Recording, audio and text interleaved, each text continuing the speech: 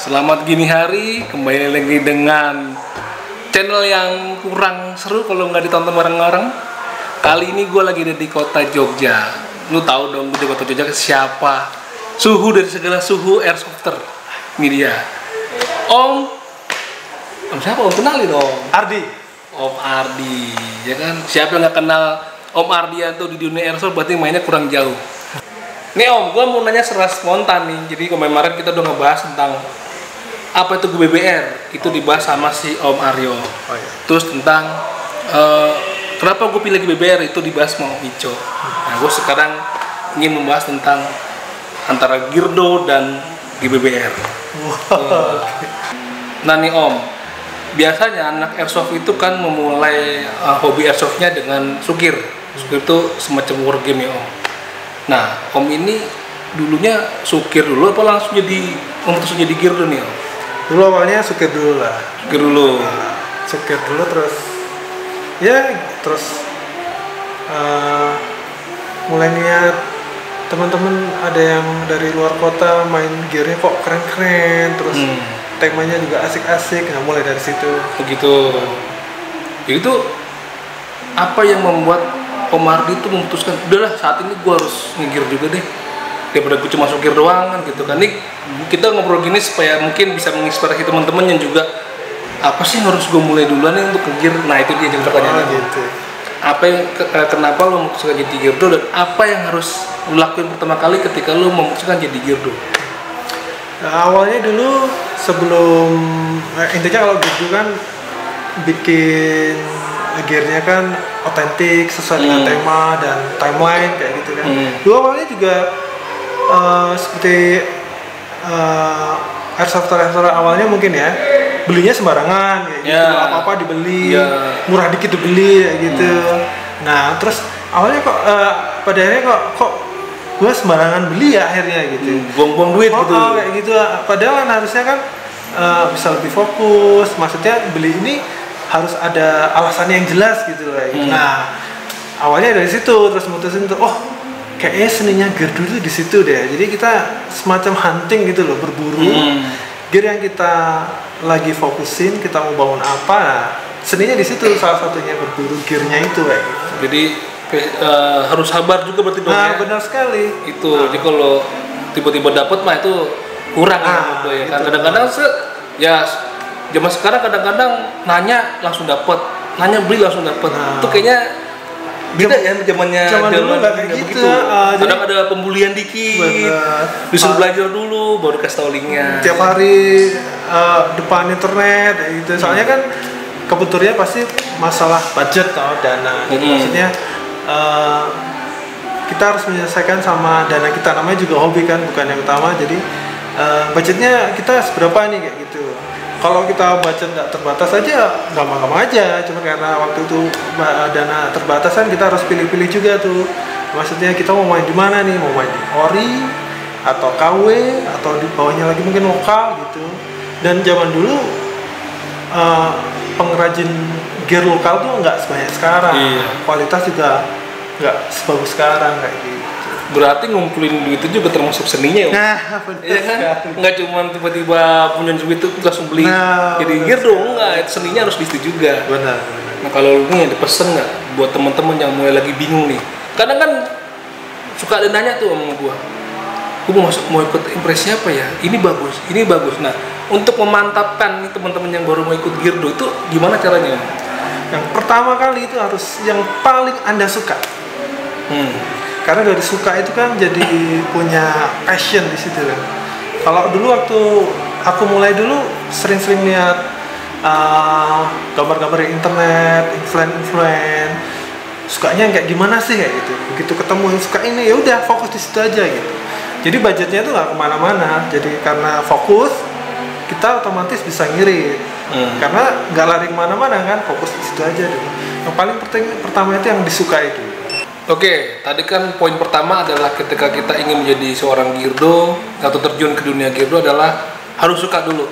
Nah, apakah harus suka itu hanya sebatas suka? Karena gini, kadang orang melihat, misalnya gue nih Om, melihat lu pakai baju Marshall atau pakai baju Woodland, gue suka karena Om Ardi keren. apakah sebatas itu aja atau harus dibarengi sama knowledge-nya Om? Orang menjadi seorang Girdo. Okay. Awalnya pertama suka dulu ya. Suka di sini artinya kan banyak kiblat yang bisa pengen kita ikutin, kita mau kayak gimana gitu kan. Nah, kita pilih salah satu yang paling suka dulu. Dari situ kita nanti langkah selanjutnya adalah mencari tahu ilmu yang ada di dalamnya gitu. Kita harus korek dulu nih. Pokoknya kita pengen bangun gear army mungkin ya, kayak gitu dengan timeline tertentu. Kita harus dalamin dulu nih timelinenya itu tahun berapa, gearnya apa aja. Kita bisa cari tahu dulu gara-gara suka itu tadi. Karena kita suka, kita jadi suka ngulik juga gitu. Nah, ini agak dalam lagi. Untuk mempelajari itu apa aja sih yang harus dipelajari? Banyak baca forum aja. Baca forum. Ketika kita dihadapkan sama internet, kita bisa cari tahu gampang sekali forum-forum Girdo di luar itu. Dari situ aja kita baca aja dari awal, itu kita ilmunya udah banyak banget di sana. Kayak gitu. Atau bisa juga kita tanya-tanya sama Girdo-Girdo sesepuh kayak gitu yang lebih awal dari kita kayak gitu. Awalnya juga dulu aku juga kayak gitu. Jadi tanya sama si A, si B yang lebih tahu, lebih lama mainnya dari kita. Kalau nggak baca forum di internet kan banyak sekali sekarang kayak gitu. Lebih mudah lah nyarinya sekarang. Ya kan sekarang juga, ya mungkin dulu zamannya saya juga belajar Girdo juga kan nggak langsung didapat tuh dari teman-teman. Kadang di ledek-ledek dulu baru dikasih linknya. Gitu. Ya, kita kan kadang dibully dulu baru dikasih ledeknya. Mungkin sekarang zamannya agak berbeda karena akses internet lebih cepat ya Pak De. Benar. Tapi mungkin kadang saya lihat juga kadang-kadang kok asal tempel langsung dibilang impresi ini, asal tempel dibilang impresi ini. Itu kadang-kadang wah kok agak beda ya. Nah itu menurut Pak De gimana pandangan terhadap zaman yang sekarang ini dengan kita yang dulu? Kalau menurut saya ya, karena kita bicara gearnya tentara Amerika aja ya, secara general karena memang saya basicnya bangunnya impresi tentara Amerika. Untuk yang sekarang ini karena gearnya cenderung lebih acak ya, beda sama zaman dulu tahun-tahun 2000 awal kayak gitu. Kita bisa bedakan tuh mana yang dari kesatuan angkatan darat, mana yang dari kesatuan marinir kayak gitu. Dari helm aja udah bisa dibedakan tuh. Ya, detik ya Om.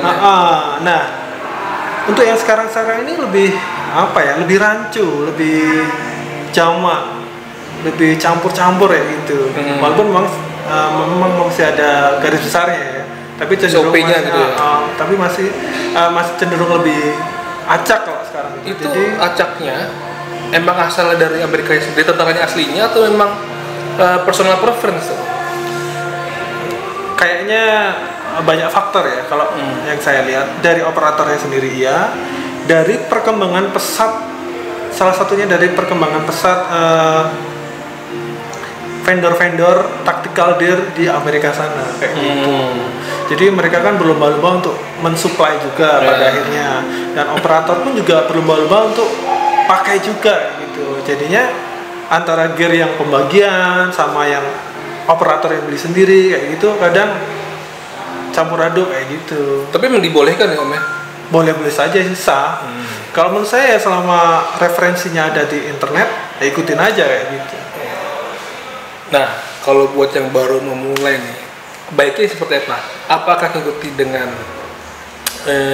perkembangan seperti itu, atau mungkin dari awal lebih basic diperkenalkan dengan yang sesuai dengan SOP itu? Masalahnya kalau yang namanya koleksi kan kita mengumpulkan barang kayak gitu. Otomatis kan kita nggak mungkin kan ngumpulin semuanya. Oke, bisa saja sih ya. Tapi tetap pada akhirnya kita harus tahu awalnya seperti apa, perkembangannya, terus pergeserannya seperti apa dan bagaimana. Itu akan lebih bagus lagi. Tapi kalau untuk yang kayak kita yang biasanya klasik banget ya masalah dana itu tadi, mending fokus sama timeline aja kayak gitu. Jadi kalau mau diikutin perkembangannya nggak akan habis, karena vendor-vendor di sana pun nggak akan habis inovasinya kan, ada terus kayak gitu. Jadi kalau menurut saya lebih bijak lagi alangkah lebih baiknya kamu tentukan kamu mau main di timeline mana nih kayak gitu. Modern kah, tahun berapakah, atau jadul kah, tahun berapakah. Nah dari situ kita akan bisa lebih fokus lagi. Iya betul. Oke, sekarang kita masuk ke pembahasan di BBR. Masalah Geardo kita sudah kembalikan ke pemirsa masing-masing mau yang kayak apa. Kita ngomong di BBR nih sekarang. Omar ini selain sebagai Geardo, dia juga sebagai orang yang dikenal sebagai orang yang konsisten di bidang airsoft khususnya di BBR. Ya kan Om? Ini gimana Om? Melihat perkembangan di BBR sekarang ini ada AWS, MWS ya? MWS dan bla bla bla banyak itu gimana Om? Exciting ya, menyenangkan sekali ya lihat kayak gitu. Jadi kita sebagai airsofter bisa disuguhin banyak macam sistem yang masing-masing punya keunggulan, masing-masing punya kelemahan kayak gitu. Bagus sekali. Ya gitu, bagus lah. Bagus ya. Nah, dulu GBR dulu kan nggak sebanyak varian seperti sekarang ya. Dia nggak langsung plug and play. Dulu tuh kadang beli dulu, kadang harus diulik dulu, diupgrade dulu supaya lebih enak. Nah, kenapa sih Om? Ini kayak gue mau coba ngasih teman-teman informasi tentang gimana kalau gue mau beli GBR tuh yang harus diapain dulu nih. Nah, menurut Ardianto ada sebagian besar, nggak cuma Ardianto juga sebagian teman-teman ngomong bahwasanya kalau mau beli GBR tuh kalau mau enak di ini itu. Nah, kenapa tuh pertama kali harus kita bisa memilih GBR yang harus gimana supaya enak? Sebenarnya ya, untuk beberapa pabrikan GBBR, out of box itu sebenarnya sudah bagus. Contoh katakanlah JNP ya, yang dia pakai sistemnya Western Arm, WA system gitu. Out of box waktu kita buka dari kardus, kita colokin gas di magazin, kita pasang magazinnya, bukan sekali tembak, nggak ada masalah, enak-enak saja. Cuman yang jadi masalah, contohnya di pabrikan JNP ini biasanya karena material partnya itu masih istilahnya belum upgrade ya, masih bawaan standar, dia belum durable, belum terlalu tahan banting kayak gitu. Jadi ada bagian-bagian yang mudah aus kayak gitu. Nah itu yang jadi awal sumber masalah di situ biasanya. Itu memang disengaja oleh pabrikan atau memang supaya kita beli lagi ya? Atau memang begitu adanya? Kayaknya seperti itu memang. Jadi dibuat supaya kita beli lagi. Nah kalau nggak kayak gitu mereka nggak akan beli part dong. Kayak gitu. Iya sih. Ini contohnya untuk yang JNP loh ya. King Arm juga sama, kasusnya juga sama, AGM juga sama, bahkan Inokatsu pun juga sama. Kalau yang, tapi kasusnya terbalik ya. Kalau yang JNP waktu out of box itu sudah enak, permasalahannya di durability. Kalau Inokatsu kebalik. Inokatsu tidak ada masalah dengan durability karena part bawaannya itu sudah cukup kuat ya. Artinya mau digeber sampai berapa pun cukup kuat. Trigger group juga udah full steel, bolt carrier sudah full steel gitu. Cuman permasalahannya dia gameplaynya sangat nggak enak waktu out of box itu. Masih banyak yang harus di otak-otik gitu. Contoh katakanlah yang sederhana, untuk ngatur hop-up-nya di Inokatsu itu kita harus buka front set loh. Semuanya front set. Jadi repot ya. Repot sekali kayak gitu. Salah satunya itu kayak gitu. Terus pabrikan Inokatsu lupa bahwa mereka menginstal bolt bahan steel kan lebih berat daripada babet ya. Mereka kan pakai sistemnya Western Arm. Western Arm itu boltnya ringan karena cuma pakai babet. Nah, Inokatsu tuh menjeplak 100%. Cuman mereka lupa seharusnya karena boltnya lebih berat, harusnya konsumsi gasnya juga harus diborosin dikit. Istilahnya kalau ada mobil yang mesinnya sama-sama 1000 cc, yang satu beratnya lebih berat, otomatis kan yang lebih ringan jalannya lebih kencang tuh. Nah, kayak gitu. Makanya biasanya kalau orang-orang yang pada beli Inokatsu minta rekomendasi kayak gimana Om kayak gitu, biasanya saya saranin pertama kali untuk gas flow-nya lebih dikencengin lagi. Oke. Kayak gitu. Nah, kalau di luar ngomongin brand ya yang ada sekarang, apa sih yang harus diperhatikan buat teman-teman yang mau beli di BBR nih? Selain kita ngomongin soal di luar brand, apa yang harus diperhatikan supaya dia kadang-kadang kan orang zaman sekarang pas beli gue tuh pengen langsung yang enak gitu kan. Iya. Kalau dulu kan kita gue coba-coba ngulik biar tahu sendiri gitu kan. Karena cuma sekarang kadang-kadang pengen langsung tuh instan. Nah, kita kasih tahu nih apa yang harus diperhatikan kira-kira. Yang pertama yang harus diperhatikan waktu kita mau beli unit airsoft, sebenarnya nggak cuma GBBR aja ya, AEG dan lain sebagainya. Yang paling pertama ada kesediaan part aftermarket kayak gitu. Tuh mirip kayak si Ico ngomongnya. Iya, soalnya kita beli barang, kita nggak mau dong tiba-tiba nanti ada trouble, kita nggak tahu beli partnya di mana atau ternyata nggak ada yang jual. Nah, kayak itu. Pertama kayak gitu sih. Yang kedua ya aliransi ya. Kayak saya pribadi ya, saya pengen trigger punch tuh kayak mirip AR benerannya kayak gitu. Karena nggak semua GBBR tuh trigger punch-nya sama kayak gitu. Karena trigger block-nya beda-beda. Kalau punya Western Arm System ini kan mechanical-nya hampir mirip sama AR-nya ya. Cuman kalau kayak punya WE, Tokyo Marui, dia pakai trigger set box sendiri. Sebenarnya jauh lebih enak karena istilahnya dia sudah kayak trigger set kompetisi ya gitu. Cuman saya lebih suka karakternya yang agak kasar, punya WA system ya gitu. Tapi yang paling pertama itu tadi, kesediaan part itu tadi. Kesediaan part. Nah sekarang kalau misalnya teman kita beli GBBR kan, ketika ada trouble pertama kali di luar ngomongin brandnya, ada trouble nih, apa yang harus dicek dulu? Nah itu kayak misalnya nih gue dulu punya kan, tembakin cuma lancar, lama-lama kok suka kencing dua gitu, keluar dua, atau kadang-kadang harus nembak kokang lagi. Itu apa sih yang pertama kali harus diperhatikan supaya orang tuh nggak langsung kesel duluan gitu, nggak langsung rasa nyesel gue beli ini nih, gitu kan? Langsung konsultasi sama saya.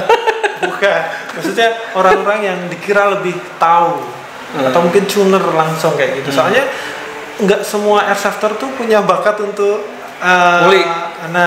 kayak gitu. Nggak semuanya tuh punya insting seperti itu kayak gitu. Kadang, aduh, langsung aja ke tuner ya kayak gitu. Kalau saya dulu karena mungkin sudah terlanjur nyemplung dan waktu itu awal-awal kan nggak ada tuner lain kan, jadi mau nggak mau ya harus bongkar sendiri karena mau waktu itu nggak ada tuner. Oke. Terus biasanya apa sih Tom yang paling sering terjadi masalah di GBBR dan apa yang harus dilakukan? Ini biasanya sering terjadi ya?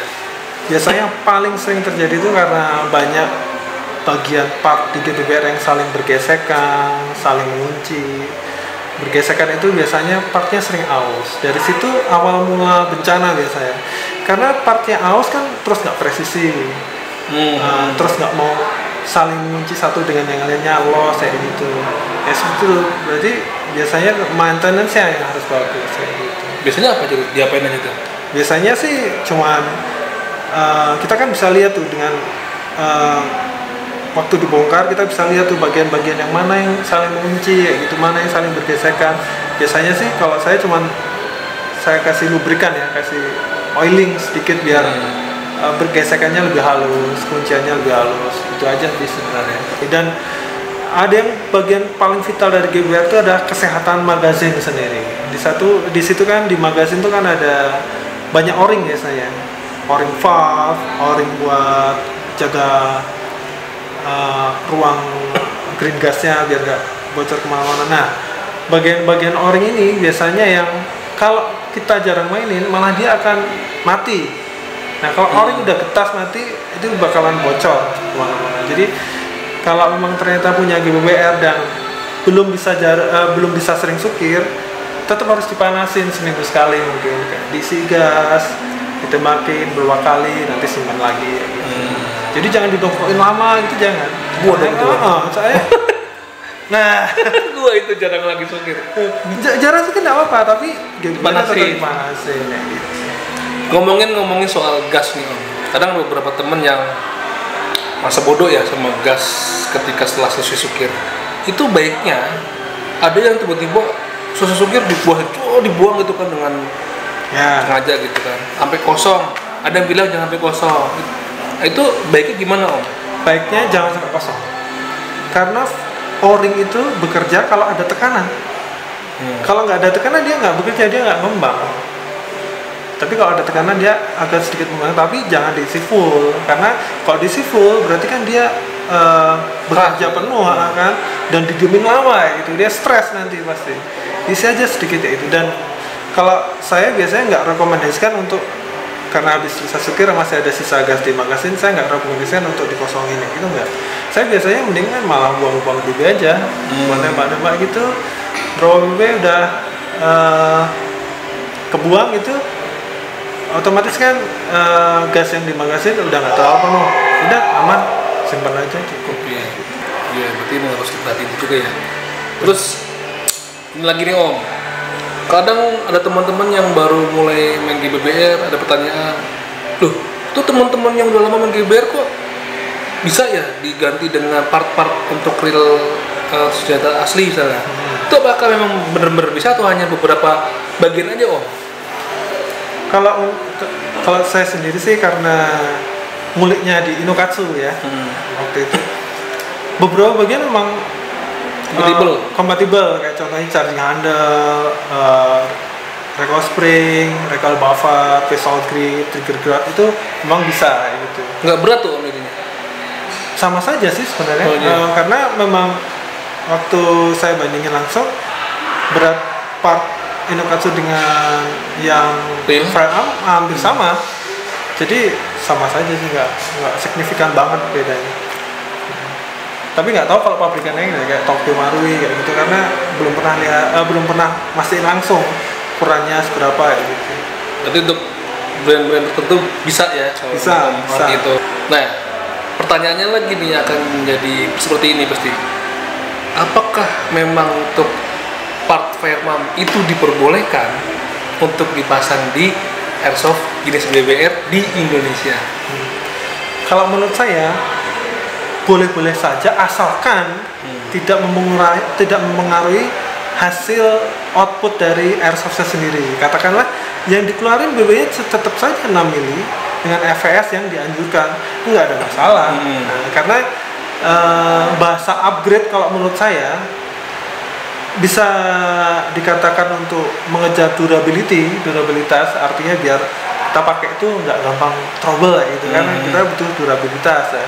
Atau yang kedua itu untuk naikin laju BB, FVS-nya kita naikin gitu. Jadi kalau menurut saya, kalau keluarnya BB masih 6 mili dan kecepatan lajunya masih dalam tanda kutip airsoft, nggak ada masalah menurut saya kalau mau pakai part firearm. Asalkan yang dikeluarkan kan nggak proyektil 556 kaliber ya gitu kan. Nah, kalau di AEG itu, gue juga pernah ada AEG kan Om dulu. Itu kan bisa jauh ya.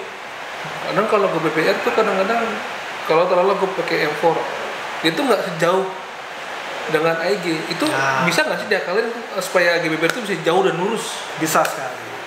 Jadi teknis sederhana ya. Kenapa AEG bisa jauh? Karena dia kering. Kan tidak ada silikon di dalamnya yang ikut keluar tersembur kan. Oh ya. Jadi BB ini kenapa bisa jauh? Karena dia kan istilahnya apa ya? Tersembur. Keset. Kena karena top up kan. Jadi bisa melintir gitu, makanya dia bisa jauh. Nah, kenapa BBR rata-rata operator nggak bisa jauh? Karena mereka biasanya salah pilih BB, salah juga pilih gas, green gas. Karena ada beberapa green gas yang di pasaran ini terlalu over oil. Kalau terlalu over oil, karet top up kan jadi licin, nggak keset.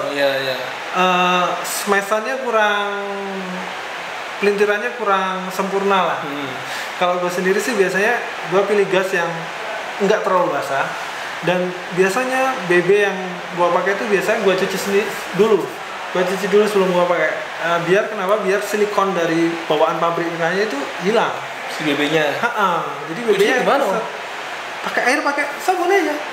Sabun gitu kita pakai wadah air, masukin air, sabun. Sabunnya mau apa? Sabun colek biasa. Nanti diaduk-aduk dulu. Setelah sabun sama air tercampur, BB-nya kita masukin. Kita pakai tangan, kita bersihkan gitu. Habis itu setelah semua BB dirasa kena air dan sabun, kita masukkan ke air yang bersih untuk menghilangkan sabunnya. Habis itu kita keringkan pakai handuk dan kita Jemur nggak? enggak, jangan dijemur, tapi pakai Jangan dijemur. suhu ruangan aja. Nanti lama-lama dia kering dan Udah lembek tuh Om ya? Enggak, mau telur. Tuh, dapat bocoran dari Om Ardi Kayak caranya gitu. tuh. Jadi ya kita harus pintar-pintar pilih BB, pintar-pintar pilih green gas. Biar lebih konsisten. Kadang tuh temen-temen suka bete tuh kan. Ih kampret, gue pakai GBBR harus maju-maju banget. Sebenarnya teman-teman yang AEG ngendok aja udah jauh gitu kan. Ya sebenarnya sih itu tinggal cara kita aja sih Om ya, supaya kita bisa tadi bilang balik lagi ke pelatih diri kita, supaya kita tuh jadi seperti tentara beneran, ya kan? Gitu. Oke, segitu dulu interview gua sama Om Ardi. Kalau ada pertanyaan, Om Ardi boleh nggak tuh teman-teman nanya ke Facebook atau ke WA-nya? Boleh. Oh, jadi buat teman-teman yang masih ragu, bingung tentang GBBR yang mau dibeli atau sudah dipunyain tapi nggak ngerti harus ngapain, nah, bisa langsung kontak Om Ardi di Facebooknya juga bisa, ya kan?